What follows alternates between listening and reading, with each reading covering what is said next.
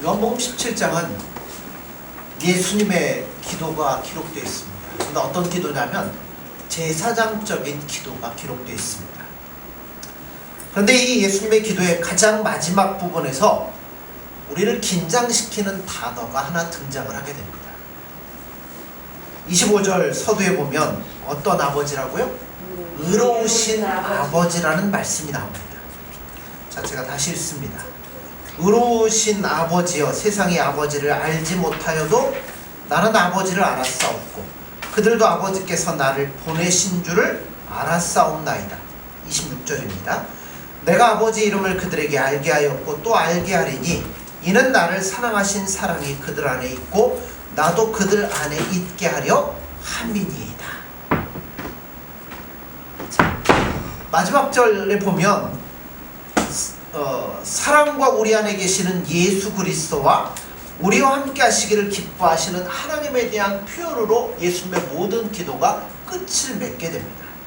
그런데 이 모든 것들은 어디에 제한을 받게 되냐면 의로우신 아버지라는 단어에 제한을 받게 됩니다. 그래서 오늘 저희가 어떤 말씀을 나누려고 하냐면 거룩과 의를 중심으로 우리 신앙이 어떠한 것인가 하는 것들을 이 시간에 짧게나마 살펴보려고 합니다. 자, 기독교는 분명히 우리에게 영광, 승리, 축복 이런 것들을 약속하고 있으면서도 그것들은 언제나 어디에 제한을 받게 되냐면 거룩과 의라는 것에 제한을 받게 됩니다. 자, 의롭다, 거룩하다 이 단어야말로 사실 하나님께서 우리에게 요구하시는 신앙의 최고의 핵심이라고 생각이 됩니다. 기독교 신앙에서 여러분 거룩과 의를 제쳐놓고 축복을 이야기한다는 것은 있을 수가 없는 이야기예요. 그러니까 하나님 우리를 뭐 때문에 구원하셨습니까? 사랑하셔서 뭐 하시려고? 우리와 하나가 되어 함께 동행하시려고. 그러면 우리가 예수님과 함께 하려면 우리가 어떻게 돼야 돼요? 거룩해져야죠. 죄를 갖고서는 예수님과 함께 할 수가 없어요. 그렇기 때문에 거룩해지는 것이 우리에게 있어서 신앙의 최고의 핵심입니다. 뭐 하려고요?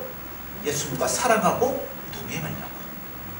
그렇기 때문에 능력도 축복도 승리도 다 어디에 제한받냐면 거룩이라는 것, 의라는 것에 제한될 수밖에 없습니다.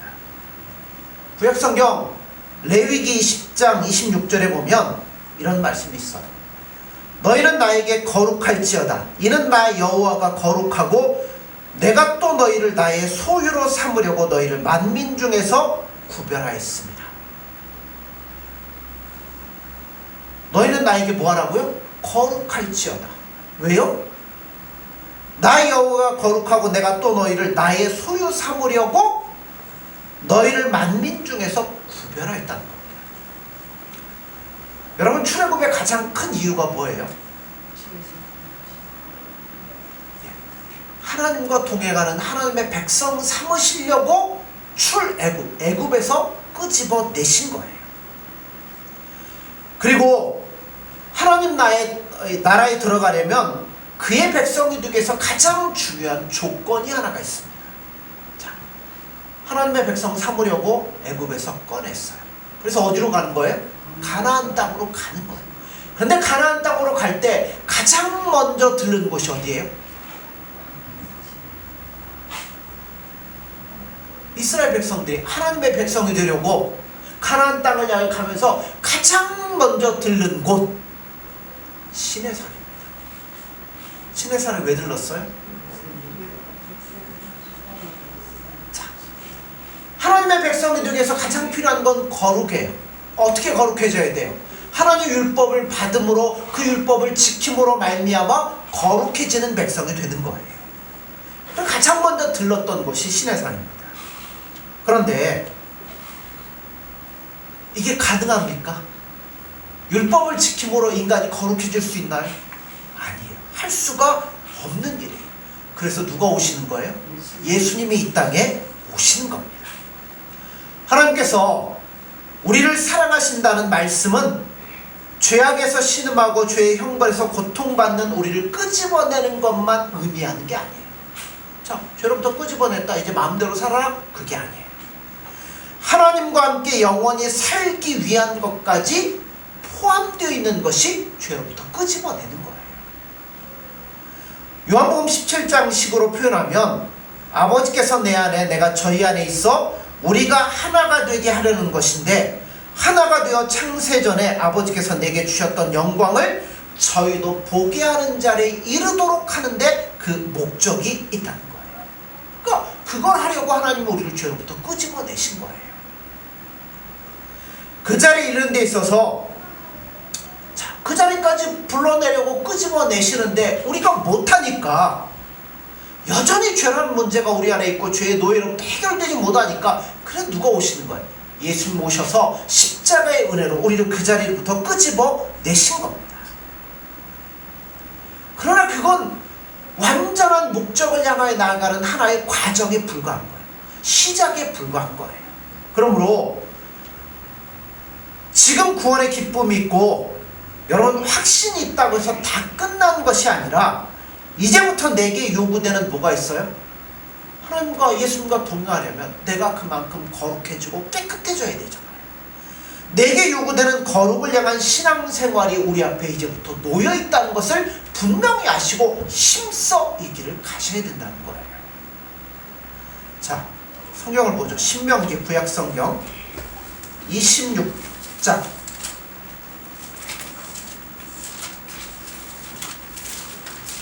신명기 26장 16절에서 19절입니다.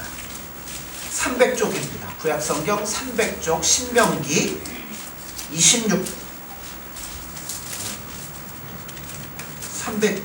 302쪽이네요. 302쪽 26장 16절에서 19절입니다.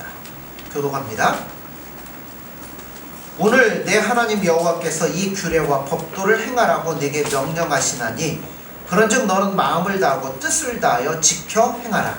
내가 오늘 여호와를 내 하나님으로 인정하고 또 그 뜻을 행하고 그의 규례와 명령과 법도를 지키며 그의 소리를 들으라 하소서. 여호와께서도 내게 말씀하신 대로 오늘 너를 그의 보배로운 백성이 되게 하시고 그의 모든 명령을 지키라 확언하셨느니라. 그런즉 여호와께서 너를 그 지으신 모든 민족에 태어나게 하사 찬송과 명예와 영광을 삼으시고 그가 말씀하신 대로 너를 내 하나님 여호와의 성민이 되게 하려 하시리라. 아멘. 구약의 표현과 신약의 표현은 좀 다릅니다. 구약의 표현은 어떻게 보면 조건을 요구하는 것 같아요. 그러나 신약은 그렇지가 않습니다. 그럼에도 신약이나 구약이나 똑같이 뭘 요구하고 있냐면 우리에게 거룩해질 것을 요구하고 있습니다. 거룩을 이룰 수 있는 최소한의 기초가 뭐냐면 율법인 거예요. 그러니까 최소한의 기초를 이스라엘 백성들에게 주신 거예요. 근데 그걸 통해서 거룩해집니까? 안 되더라는 거죠. 실패하고 무너지고 넘어질 수밖에 없다는 겁니다.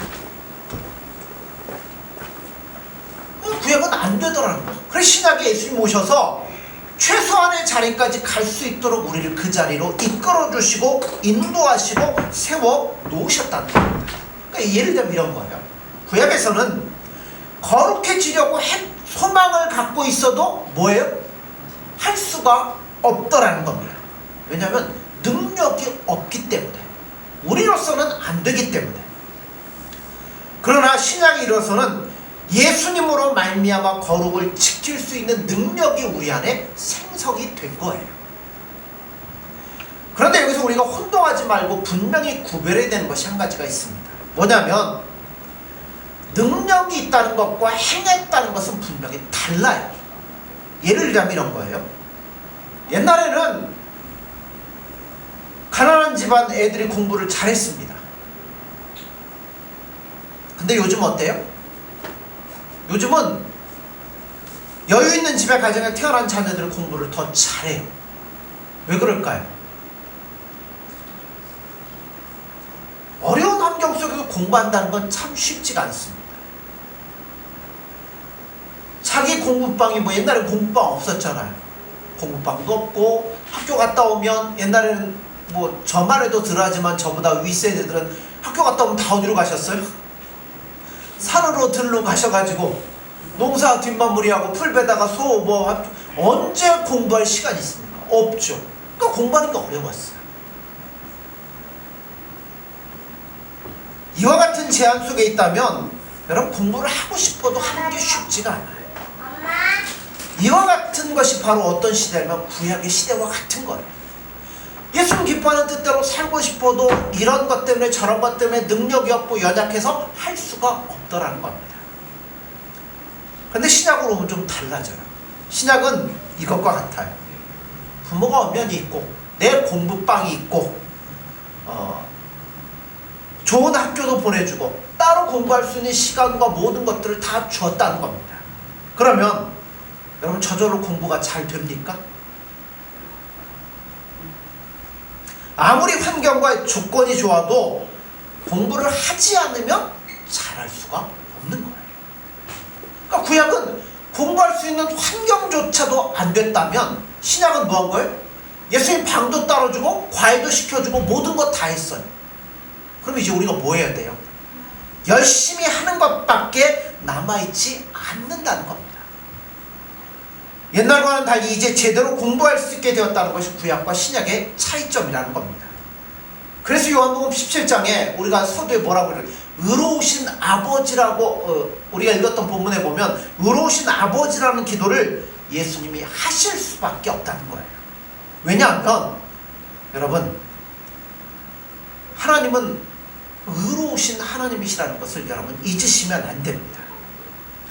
하나님께서 우리를 은혜로 말미암아 죄악 가운데 불러내셨지만 그 자리에서 우리를 하늘나라로 바로바로 데려가시는 것은 아니에요. 이 땅에 남겨두시는 이유가 뭐라고요?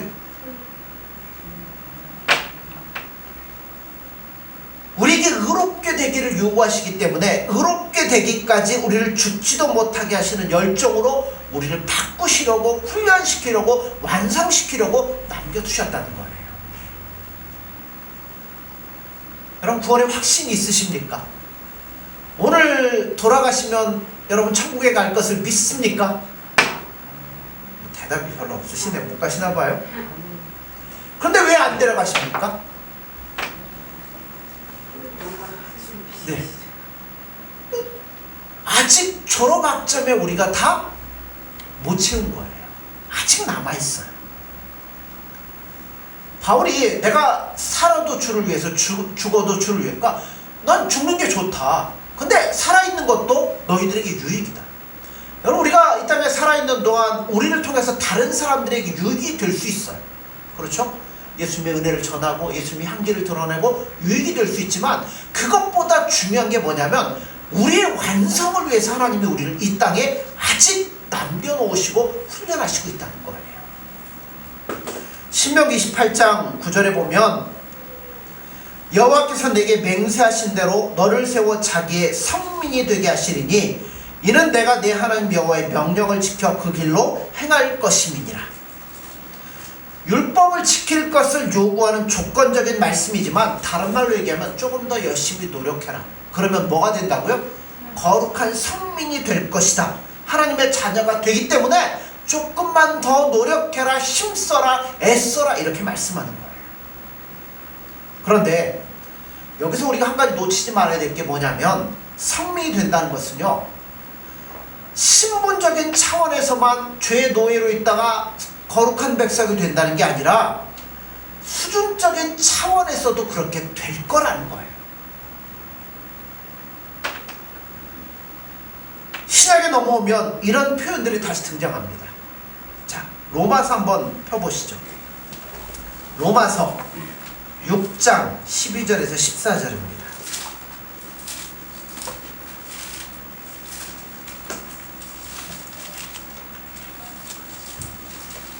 (247쪽입니다) 로마서 6장 12절에서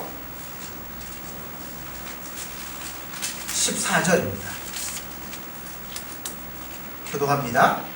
그러므로 너희는 죄가 너희 죽을 몸을 지배하지 못하게 하여 몸의 사욕에 순종하지 말고 또한 너희 지체를 주의 무기로 고지에 내어주지 말고 오직 너희 자신을 죽은 자 가운데서 다시 살아난 자 같이 하나님께 드리며 너희 지체를 너희의 무기로 하나님께 드리라. 같이 봅니다. 죄가 너희를 주장하지 못하리니 이는 너희가 법 아래 있지 아니하고 은혜 아래 있습니다.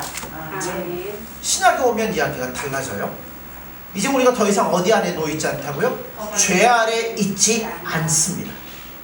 그래서 이제는 합격, 불합격 그 기준이 되는 그런 상황에 걸리는 게 아니에요. 이미 우린 그걸 넘어간 거예요. 우리는 하나님의 자녀입니다. 그러므로 내 자신을 누구에게 드리느냐 하는 것이 내 생애에서 가장 중요한 문제가 된다는 거예요. 이제는 뭐 신자가 되느냐 안 되느냐가 그 문제가 아니에요. 하나님의 은혜로 말미암아 내가 예수님의 은혜로 말미암아 거룩한 백성이 되었으니까 이제는 내 자신을 하나님 앞에 의의 병기로 드릴 건지 아니면 내 욕심대로 살다가 불의의 병기로 드릴 건지 둘 중에 하나를 하라는 겁니다. 근데 구약시대는 이게 불가능했어요. 왜냐하면 알지도 못했고 능력도 없었기 때문에. 그러나 이제 시작이 이르면 예수님의 십자가로 말미암아 구원을 얻은 모든 신자들은 죄의 노예에서 벗어났기 때문에 자신을 의의 병기로 예수님께 드릴 수 있게 되었습니다. 그러나 이것은 권면이에요. 하라는 거예요. 자동적으로 되는 게 아니에요. 여러분 요즘은 물건들 만들면 다 뭐예요? 빵 만드는 것도 과자 만드는 것도 다 컨베이어 벨트에서 막 돌아가면서 뭉쳐지고 반죽이 떨어지고 구워지고 포장에 넣어지고 완성품으로 딱 나오잖아요. 여러분 신앙도 그렇게 자동으로 되는 건 하나도 없습니다. 그래서 신앙은 매일같이 뭐 해야 되냐면 싸워야 돼요. 뭐하고 싸워야 돼요? 하나님은 우리에게 거룩하라고 말씀하는데 우린 자꾸만 욕심으로 죄의 모습으로 따라가려고 하는 이 모든 것들과 싸워서 이기셔야 된다는 거예요. 갈라디아서 5장 1절을 보면 그리스도께서 우리에게 자유롭게 하려고 자유를 주셨으니 그러므로 굳건하게 서서 다시는 종의 멍에를 매지 말라. 예수님이 무슨 자유를 주셨어요? 죄로부터의 자유를 주신 겁니다. 죄로부터 자유를 주셨으니 이제는 다시 죄의 종의 멍에를 매지 말라고 말씀하는 거예요. 여러분 신자에게 있어서 가장 큰 시험은 자기가 벗어나온 죄악의 자리에 다시 들어가고 싶은 유혹이 우리에게 가장 큰 유혹입니다. 예수님 은혜로 말미암아 우리가 신분적으로는 이 죄의 종이 아닙니다. 그러나 실제적으로는 뭐에 노릇할 때가 있어요? 죄의 종 노릇하는 일들이 가능해요. 늘 죄 가운데 벗어나지는 못하는 거예요. 그래서 성경은 자꾸만 우리에게 이렇게 요구를 합니다. 갈라디아서 5장 13절에 보면 형제들아 너희가 자유를 위하여 부르심을 입었으나 그러나 그 자유로 육체의 기회를 삼지 말고 오직 사랑으로 서로 종노릇하라. 신자들에게는 가장 큰 약점 중에 하나가 뭐냐면 저도 그랬던 적이 많아요. 이제는 정말로 예수님만 사모하고 예수님이 기뻐하는 뜻대로 신앙생활 잘해야지 결심은 수도 없이 합니다. 근데 그렇게 살지 못할 때가 허다하게 우리 가운데 있다는 거예요. 여러분 외국어를 가장 잘하는 방법은 뭘까요? 외국 가서 맨날 듣고 옛날 얘기하고 반복하다 보면 어느 순간 입이 튀어지고 귀가 튀어지게 됩니다. 지름길은 없어요. 노력하는 것밖에는 방법이 없어요. 여러분 외국어만 그럽니까? 공부도 그렇죠. 다른 모든 것들이 다 그래요. 외우는 수밖에 없고 보는 수밖에 없고 해보는 수밖에 없다는 겁니다. 신앙생활 훈련도 여러분 똑같습니다. 해야 됩니다. 싸워야 돼요. 터져나오는 죄악의 사나운 것과 더러운 것들을 누르셔야 돼요. 누르고 눌러서 그것이 다시는 나오지 않는 것이 습관이 돼야 돼요. 신앙생활을 여러분 사고로 생각하는 것만큼 벽길로 빠지는 것도 없습니다. 제가 극단적으로 말씀드릴게요. 신앙생활이란 여러분이 선교사로 나가는 것도 아니고요. 선교사를 돕는 것도 아니고요. 하다못해 교회에 헌금을 내는 것도 아니고 큰 예배당을 짓는 것도 신앙생활이 아닙니다.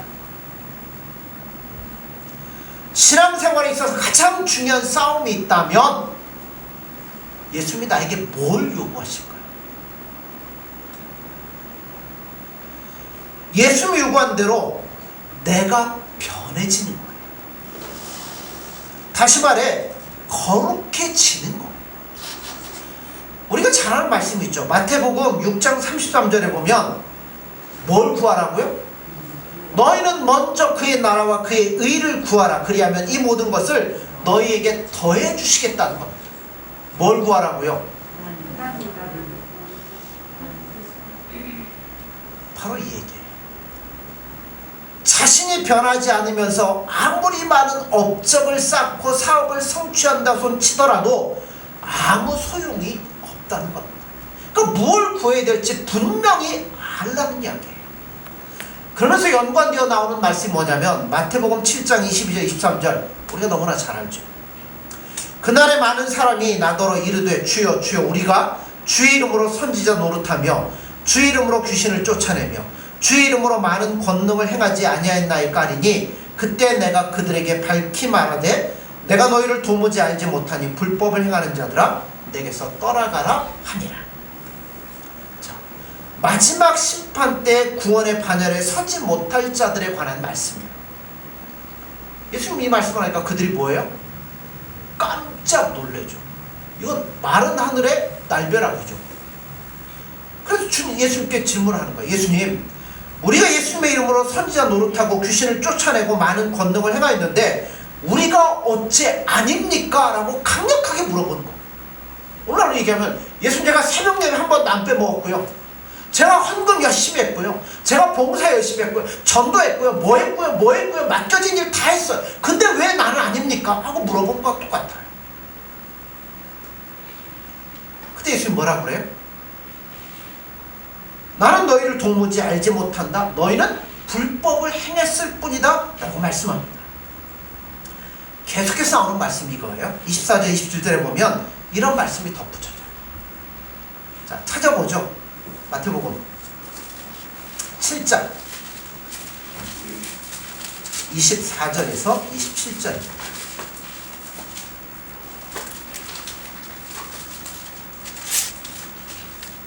교독합니다. 그러므로 누구든지 나의 이 말을 듣고 행하는 자는 그 집을 반석에 지은 지혜로운 사람 같으리니 기간에 참수하고 바람이므로 그 집에 지으시되 무너지지 아니하나니 이는 주를 반석에 묻어다니고 나의 이 말을 듣고 행하지 아니하는 자는 그 집을 모래 위에 지은 어리석은 사람 같으리니 기간에 참수하고 바람이므로 그 집에 지으시되 무너져도 그 무너짐이 심하니라. 아멘. 자, 여기 보면 반석 위에 지은 집과 모래 위에 지은 집을 이야기합니다. 그런데 24절을 보면 어떻게 시작되냐면 그러므로 라는 단어가 등장을 해요. 신약성경에서 가장 중요한 단어는 그러므로입니다. 그러므로란 앞과 뒤의 내용이 뭐하냐면 같다는 이야기예요. 그러니까 앞에 나는 너희를 도무지 모른다 불법을 행하는 자들아 그 말과 모래 위에 지은 집과 반석 위에 지은 집 이 비유가 뭐하다는 거예요? 같은 내용이다라는 이야기예요. 그러면 여기서 그러므로 연결된 반석 위에 지은 집과 모래 위에 지은 집은 무엇을 비교하는 걸까요? 집을 비교하는 겁니까? 기초를 비교하는 겁니까? 기초를 비교하는 겁니다. 둘 다 똑같은데 기초가 반석이냐 모래냐는 거예요. 그래서 어떤 것이냐에 따라 무너지기도 하고 든든히 서기도 한다는 겁니다. 그런데 이 부분에 대한 찬송이 있죠. 네. 주의 말씀 듣고도 행치 않는 자는 모래 위에 터닫고 집을 지음 같아 비가 오고 물러 이 찬송이 있잖아요. 근데 이 구절이 대부분의 사람들이 어떻게 이해를 하냐면 어떻게 이해해요? 하나님의 말씀을 듣기만 하고 행치 않은 것에 대한 비유로 생각을 하는 거예요. 제가 찬송가 뭐라고 그랬어요? 주의 말씀 듣고도 행치 않는 자는 어디에 집을? 모래 위에 집을 지은 자 같다 이렇게 표현하잖아요. 똑같이 말씀을 들었는데 행한 자와 행하지 않은 자의 비교라면 뭘 비교해야 돼요? 비유라면? 집을 비교해야 돼요. 다 똑같이 듣고 어떤 사람은 막 열심히 행하고 봉사하고 열심히 뭔가를 하는 사람이 있는가 하면 어떤 사람은 듣고서도 설렁설렁한 사람, 그러면 집을 비교를 해야 돼요. 기초가 아니라. 그런데 오늘 말씀에 보면 뭘 비교하고 있어요? 기초를 비교하고 있다는 겁니다. 그래서 이 그러므로라는 단어가 앞과 뒤의 내용이 같다는 이야기예요. 그러면 무슨 이야기를 하는 거냐면 이런 이야기예요. 행한 것은 같은데 무엇을 기초로 했느냐는 거예요. 우리 예수님 우리가 열심히 봉사하고 전도하고 헌금을 하고 뭐 노력을 하고 한 건 다 똑같을 수 있어요.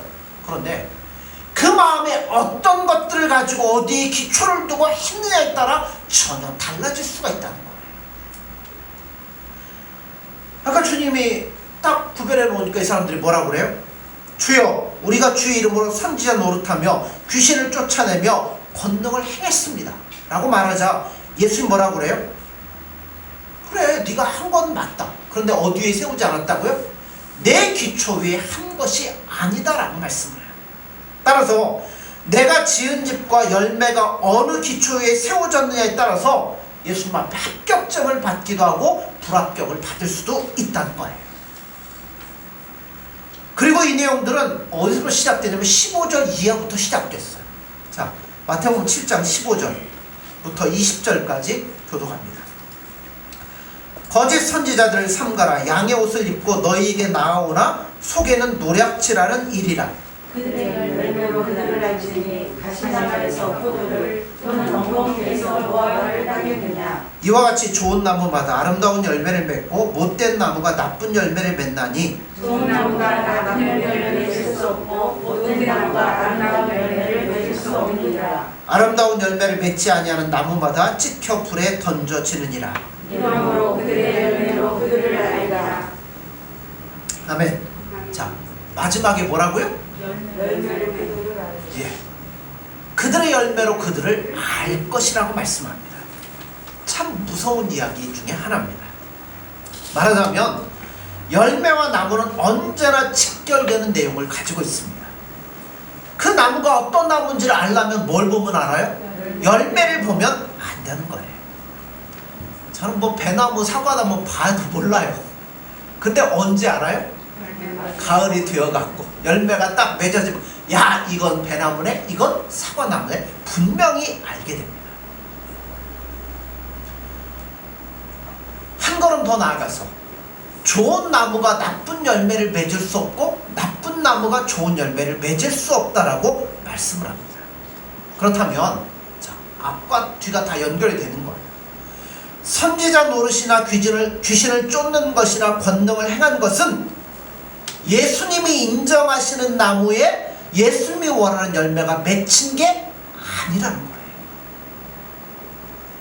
이런 의미에서 성경이 우리에게 요구하는 열매들은 여러분 능력이 아니에요.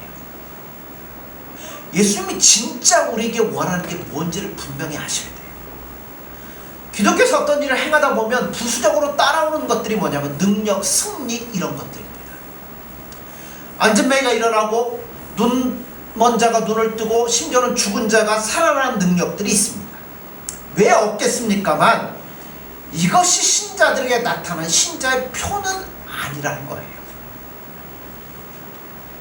기독교의 이 신앙의 핵심이 능력일 것이라고 생각하는 만큼 우리는 어리석은 자기의 꾀에 넘어가고 있는 겁니다. 신앙생활의 최고의 열매는 성경은 늘 이렇게 말씀합니다. 마태복음 6장 33절에 아까 뭘 구하라고요? 너희는 먼저 그의 나라와 그의 의를 구하라고 했어요. 자, 그러면 보시죠. 갈라디아서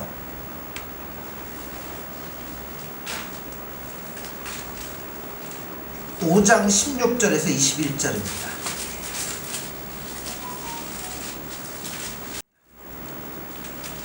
신약성경 308쪽 갈라디아서 5장 16절에서 21절입니다.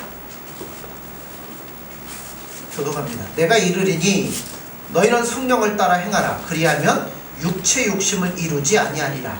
육체의 소욕은 성령을 거스리고 성령은 육체를 거스리나니 이들이 서로 대적하므로 너희가 원하는 것을 하지 못하게 하려 함이니라. 너희가 만일 성령의 인도하시는 바가 되면 율법 아래에 있지 아니하리라. 육체의 능력은 모독과 더러움과 호색과 우상 숭배와 주술과 원수 맺는 것과 분쟁과 시기와 분냄과 당짓는 것과 분열함과 이단과 투기와 술취와 유치함과 비방과 도와 같으리라. 전에 너희에게 경계할 것 같이 경계하니 이런 일을 하는 자들은 하나님의 나라를 유혹으로 받지 못할 것이요. 자, 하나님의 나라를 유혹으로 받지 못한다고 합니다. 자, 22절 23절 교독합니다. 오직 성령의 열매는 사랑과 희락과 화평과 오래 참음과 자비와 양선과 충성과 온유와 절제니 이것은 것을 금지하고 없느니라. 아멘. 아멘. 자, 아까 나무 얘기했죠. 열매를 보면 그 나무를 알 수 있다고 그랬어요. 그리고 주 이름으로 선지자 노릇한 자들, 뭐 귀신을 쫓아낸 자들, 주님이 볼 때는 주님이 원하는 열매를 맺지 아니하였다는 거예요. 자, 그러면 성경이 우리 신자들에게 요구하는 것은 그 열매를 보아 그를 아는 것과 같이 성품적으로 거룩해지는 거예요. 열매를 보면 나무를 안다고 그랬잖아요. 우리는 어떤 열매를 맺어야 돼요? 성령의 열매라고 우리가 22절, 23절에 봤잖아요. 자, 그 열매들을 보면 하나같이 능력이라기보다는 뭐에 가까워요? 성품적이에요. 사랑과 희락과 화평과 자비와 양선과 충성과 온유와 절제, 이 모든 것들은 성품적으로 거룩하게 되는 부분들에 대한 설명이라는 거예요. 능력이나 방법에 관한 문제가 아니에요. 아까 우리가 서두 읽었잖아요. 내가 거룩하니 너희도 거룩하라는 하나님의 성품적인 요구는 우리 신앙에서 새로운 국면을 우리에게 열어줍니다. 마태복음 5장에 나온 것 같이 하늘에 계신 아버지의 온전하심 같이 온전해지라고 우리에게 말씀합니다. 그러려면 뭐 해야 돼요? 성령의 열매를 맺어야 돼요. 그럼 성령의 열매를 맺으려면 누구를 따라가야 돼요? 성령을 따라가야 돼요. 그런데 성령을 안 따라가면 어떤 열매가 맺어져요? 육체 열매가 맺어지죠. 육체 열매는 분쟁과 시기와 분냄과 당짓는 것과 불리함과 이단과 투기와 술 취함이라고. 여러분 그 방향으로 가시면 안 돼요. 기독교적인 사업이나 어떤 행사에 얼마나 내가 열심을 가지고 참여했느냐, 그게 중요한 게 아니라 그거는 여러분 부수적인 거예요. 진짜 중요한 건 우리가 성령의 열매를 통해서 우리의 성품이 더, 왜냐하면 우리 뭐 하려고요? 왜 우리가 거룩해져야 돼요? 왜 우리가 성품적으로 성령의 열매를 맺어서 변화가 되어야 됩니까? 예수님과 온전히 동행하고 아름답게 교제하며 살아가려면 우리가 거룩해져야 되잖아요. 바꿔져야 되잖아요. 그러니까 예수님의 초점은 항상 우리의 성품에 있는 거예요. 우리의 삶에 있는 거예요. 우리 마음에 있는 거예요. 그런데 왜 사람들은 어떤 봉사하고 섬기고 외형적으로 나타나는 종교적인 생활에 이토록 목을 매는 이유가 뭘까요? 그것은 자신만의 행복을 추구하기 때문에 그렇습니다. 자신이 정한 행복과 자신이 정한 목적을 이루기 위해서 그럼 뭘 요구해야 되겠어요? 내가 원하는 욕심, 내가 원하는 것들을 채우려고 예수님 제가 성령으로 거룩해, 그거 요구하겠어요? 뭘 요구하겠어요? 힘을 달라고, 능력을 달라고, 이것만을 요구하게 되는 겁니다. 그러니까 신앙이 거꾸로 가는 거예요. 예수님은 분명히 오늘 본문 요한복음 17장 말씀하시기를 아버지께서 내 안에 내가 아버지 안에 있는 것 같이 저희도 하나가 되어 우리 안에 있게 하사 우리로 하나가 되게 하소서라고 말씀을 합니다. 하나라는 게 뭐예요? 말 그대로 예수님과 우리가 뭐예요? 하나가 되었다는 겁니다. 예수님께서 우리와 동거하시고 교제하시며 그의 영광 속에 우리를 초대하시는 그야말로 거룩한 자를 우리를 초대하고 있다는 겁니다. 우리가 무엇을 해서 거기 가는 거 아니잖아요. 우리가 뭘 했다고 자격을 취득하는 거 아니잖아요. 그야말로 뭘로 가는 거예요? 전적인 예수님의 은혜로 그 자리에 가는 겁니다. 그래서 결론적으로 이렇게 얘기할 수밖에 없어요. 의로우신 아버지요. 이건 곧 거룩하신 하나님과 하나 되어 함을 강조하는 말씀입니다. 여러분, 우리를 뭘 통해 우리를 알아요?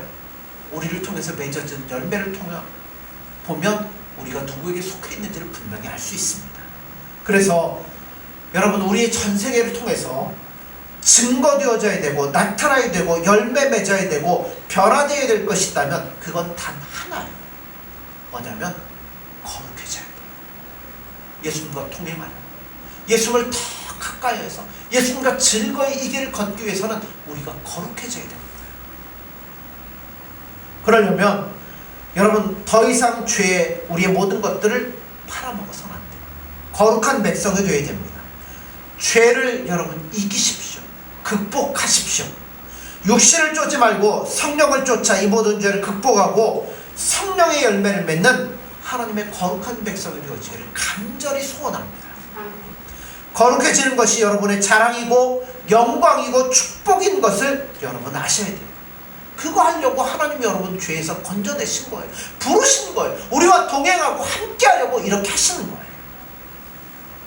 예수님께서는 이렇게 우리 앞에서 공개적으로 기도하시기까지 우리에게 확인시키고자 하신 그 기도의 가장 놀라운 결론이 바로 거룩이라는 거예요. 우리 신앙이 왜 이렇게 맥이 없어졌냐면 거룩이라는 차원에서 보지 않기 때문에 맥이 없어졌습니다. 우리 신앙에서 거룩해지는 것 빼고 나면 신앙생활 할 게 없어요. 왜 그러냐면 마태복음 아까 6장 33절 봤죠. 먼저 그 나라와 그 일을 구하라. 그리하면 이 모든 것을 너희에게 더해줄 것이다. 그러니까 거룩해지는 것만 노력하면 나머지는 뭐 할 필요가 없어요? 구하거나 찾거나 애쓰거나 할 필요가 없다는 거예요. 그건 주님이 때가 되면 알아서 주실 테니까 우리의 목표는 뭐라고요? 거룩해지는 것, 예수님과 동행하는 것, 사랑하는 것, 거기에 초점을 맞추고 나가라는 겁니다. 그러니까 그거 빼놓으면 신앙생활에 뭐예요? 별달리 할 게 없어요. 거기에 초점을 맞추셔야 되는 거죠. 만일 거룩하신 예수님 앞에서 이 거룩해지기 위한 것들을 도입하고자 우리 자신을 묻는다면 예수님, 내가 어떻게 더 거룩해져야 될까요? 내가 어떻게 이 길을 걸어가야 될까요? 내가 어떻게 예수님과 즐거이 동행할 수 있을까요? 그렇기 때문에 예수님 앞에 더 뭐 할 수밖에 없어요? 기도할 수밖에 없고, 더 예수님의 뜻을 물을 수밖에 없고, 더 예수님의 뜻을 붙잡고 도전할 수밖에 없고, 또 때로는 안 되니까 뭐 할 수밖에 없어요? 한숨 쉴 수밖에 없어요. 그래서 예수님 앞에 뭐 하는 거예요? 울며 불며 도와달라고 예수님의 은혜를 구할 수밖에 없게 되어지는 겁니다. 그러니까 그렇게 되어질 때 우리가 변화되어지고 간절하게 되고 올바른 것을 구할 수 있게 된다는 거죠. 그러므로 여러분, 거룩의 길로 돌아오십시오. 종교적인 외형, 그거는요 예수님 사랑하다 보면 하지 말라고 해도 해요. 여러분 예수님 사랑하는데 그 예수님의 사랑을 뭐 해야 돼요? 전해야죠. 증거해야 되죠. 사람들에게 보일 수밖에 없죠. 예수님 사랑하니까 더 예수님 기뻐하는 뜻대로 살 수밖에 없어요. 그건 부수적인 거예요. 그게 목적인 게 아니에요. 우리의 성품이 변화돼요. 더 예수님을 사랑하고 예수님과 하나 되기 위해서는 여러분 변화해야 돼요. 거룩해져야 돼요. 이 거룩을 위해서 우리가 동행하려고 예수님이 우리를 죄악 가운데 건져내셨고 우리를 사랑하여 하나님의 거룩한 백성 삼으신 겁니다. 그러므로 이제는 말로만 믿지 마십시오. 죄악을 여러분 멀리하세요. 이건 다시는 머리 들고 나오지 못하도록 꾹꾹 발로 눌러가지고 다시는 나오지 못하도록 하시고 거룩해지기 위해서 더 예수님을 사랑하고 그걸 위해 더 기도하고 그걸 위해서 더 예수님께 매달리고 그래서 더 예수님께 가까이 가서 더 예수님을 알아가고 닮아가고 예수님과 동행할 수 있는 저와 여러분들이 되어지기를 간절히 소원합니다. 기도하겠습니다.